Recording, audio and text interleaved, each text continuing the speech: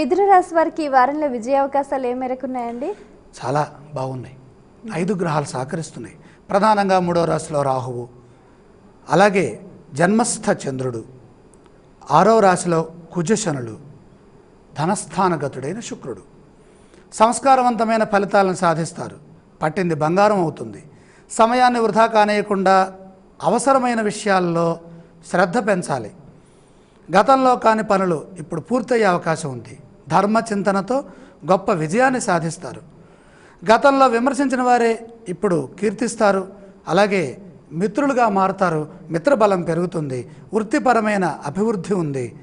ఎవరితోనూ చనువుగా ఉండకండి. మొహమాటం వల్ల నష్టపోయే సూచనలు కూడా కనపడుతున్నాయి. కుటుంబ సభ్యులకు శుభకాలము. ఒక వార్త శుభాన్ని ఇస్తుంది. ఆరోగ్యం చక్కగా ఉంది. ఈ రాశి వారు పఠించవలసిన స్తోత్రాలు ఏవండి? శివారాధన చాలా వరకు శ్రేయస్సునిస్తుంది. ఆలయ సందర్శన క్రమంలో ఏ దేవీ దేవతలను దర్శించాలంటారు? పరమేశ్వరుణ్ణి లింగ రూపంలో దర్శించి అభిషేక తీర్థాన్ని స్వీకరించడం చాలా మంచిది. ఈ రాశి వారు చేయవలసిన దానాలు ఏవండి? ఇక్కడ ధనస్థానంలో సూర్య దోషం కనపడుతోంది.